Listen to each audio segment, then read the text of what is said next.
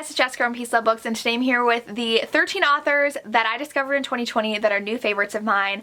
I have not read these authors before. Some of them have been around for a long time, some of them are newer, but I will say almost half of them are authors of color because I, like most of us I think, had to do a big reflection of our reading. Everything blew up on social media. All of the black authors were being sold out on Amazon, and we started talking about creators of color in the community, who we were following, who we were watching, who we were reading, and I took a good look at what I was reading, and I was not reading diversely whatsoever. I was sticking to the same authors of color that I've always read.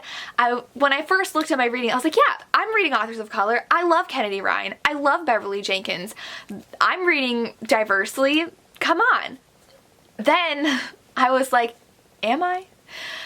Can I say I'm reading diversely when I'm reading the same authors of color over and over and over again and not trying to find new ones? So I did end up getting a lot of amazing recommendations from Mina from Mina Reads and Ashley from Bookish Realm. I love their romance recommendations, and I've discovered my absolute new all-time favorite authors because of creators like them. So I changed what I was reading, and now whenever I'm reading, I read like 4 books at a time, and I have to make sure at least one of them is by an author of color. So I do have some goals set for 2021 of increasing that number, but I have read a lot of books by authors of color this year now and discovered some favorites. Also, Deja from Deja Soar, I got one of my new favorite young adult contemporary authors of color from her. So I definitely have to give Deja a shout out as well, but I will go ahead and get to my favorite authors that I've read this year, that I discovered this year, and let you guys see who they are. So the first one is one I've read almost 10 books now. I'm about an hour left in my 10th book by her this year alone, and that is Christina C. Jones. Her books are so freaking good. The ones I've read by her are all contemporary romances. My favorite's probably Getting Schooled and Inevitable Conclusions, and oh, The Culmination of Everything was really good too. I just love her books. Oh, and I Think I Might Love You was really good, and Pulling Doubles. I just literally have loved. I don't think I've rated anything lower than a 4-star that I've read by her, and one of them might have been 3 stars, but literally obsessed with her. And she just dropped a new book yesterday, 2 days ago. She had a new release recently as well, so I love her. I cannot wait to read more by her. I am binging everything I can. I've listened to almost all of them on audio, and I'm almost out of audiobooks to the library, so I'm gonna start physically reading her books as well. They are just fun. Like, a lot of her books, well, okay, it depends on what you read. So a lot of them are just really fun, funny romantic comedies, and then there's one that it's like she used to be an assassin, and then I'm reading one now. It's a lot more serious. She is a poker player, and she's a waitress at a casino and trying to be a poker player too, and that's really good. So she's got a little bit of everything. I love her so much. You need to check her out. The next author is because of Deja, and that is Christina Forrest. I read I Want to Be Where You Are and then her new release, and I'm obsessed. They are such good young adult contemporaries. This one is older though, so she is just graduated from high school, and she is an actress, and she runs around New York with this boy trying to find her grandmother, and it's just so cute, and I love it. I love her covers. The other one, she was a dancer, and I recommend it all the time to my students. That copy's in my classroom. I love Christina Forrest, and I'm so happy I found her this year. Then one I have to read more by her. I have a couple checked out on Kindle Unlimited. It's because she's not on any of my audiobook platforms. I haven't been able to binge her books because a lot of these I've binged on audio, and I just need to make time to physically read her books, and it is Danielle Allen. Truth or Dare, you guys know I've raved about this book all year since I read it.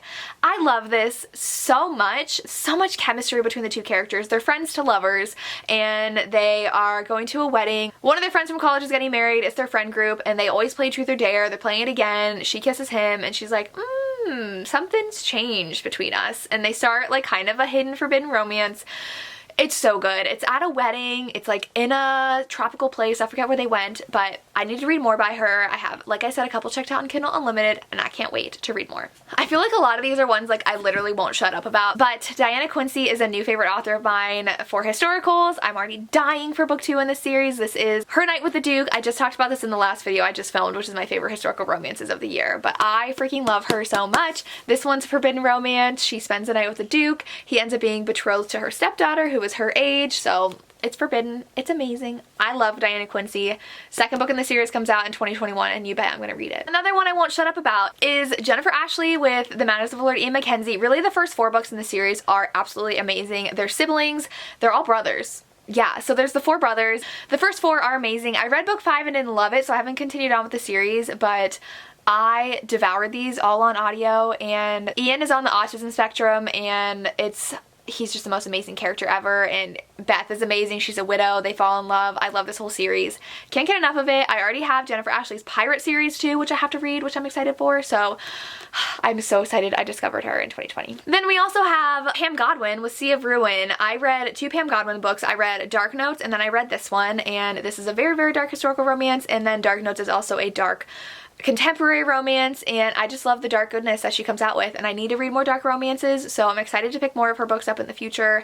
They're so good. Then I have Joanna Shupe. I discovered her historical romances as well, and they are just so good. I think I read 3 of hers. So I read the 3 in the Broadway series. I don't remember what the series is called, but they take place in the US, which I normally don't like. I think they're in New York, but they are just really great. I'm pretty sure they're the 3 sisters, and so the first one, she falls in love with her family's lawyer. They do work to like better the community, so they're really great. I really love Joanna Shupe now, and I can't wait to read more by her. Also, Kate Bateman. I read This Earl of Mine. So I've only read 1 Kate Bateman book, but I do have the second book in that series, and I have an arc of the third one, which I think just came out, so I have to read that. But this one, she marries a man in prison because she wants him to die so that she can be a widow and just have freedoms, but it's really, he's a spy in prison, and he's not gonna die. He's actually an earl, so they end up having to be married together. So it's so good. I can't wait to read more Kate Bateman because I loved that first one. Then I have Rilzy Adams, and everybody loves Rilzy Adams Go Deep, and she is a romance writer and needs inspiration, but I loved Will You Be Mine, which is a friends to lovers fake dating wedding romance, so I need to read more by Rilzy Adams. I did read a Christmas novella by her, which I didn't love. I gave that 3 stars, but I think I need to pick up more of her contemporary stuff because she's really good too. Then I read Rebecca Weatherspoon for the first time. I picked up Zenny, which I absolutely loved, and I need to read Rafe, and then I read, I think it was Haven for my Wild Man romance reading vlog, and I loved that. It is her Beard and Bondage series,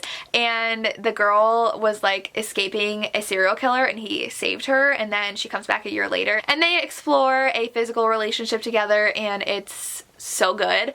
I definitely need to read Rafe, I know, and the rest of the Beards and Bondage series I need to read, and then she has a cowboy series too, which I'm excited to read as well. Then we have Emily Henry. I read Beach Read, and it was amazing. It was 2 writers who were enemies in college, and she is dealing with the death of her father and the secrets that come out about the marriage that she held on a pedestal because she is a romance author, and then he's dealing with some things of his own, and so trigger warning for losses of loved ones, but they write together and they swap genres, and I love writing romances, so I loved this, so I cannot wait to see what else Emily Henry can come up with in the romance genre. Then also we have Julie Garwood. I loved The Secret so much, and I've heard so many good things about her other books as well. I really need to read book 2, which is about, I think, his friends. So he is Scottish, she is English, she goes to help her best friend give birth and falls in love with the Laird of the Clan, and it's so good, so good. I loved it, and I just cannot wait to read more Julie Garwood. I love her covers, and she does have a pirate romance called The Gift that I'm really excited to read as well. And my last one, I've only read 1 book by her, but it was so good, and I definitely need to read the rest of the series and more by her, and that's Katrina Jackson. I read Private Eye because of Mina from Mina Reads, and this is a spy romance with a cam girl.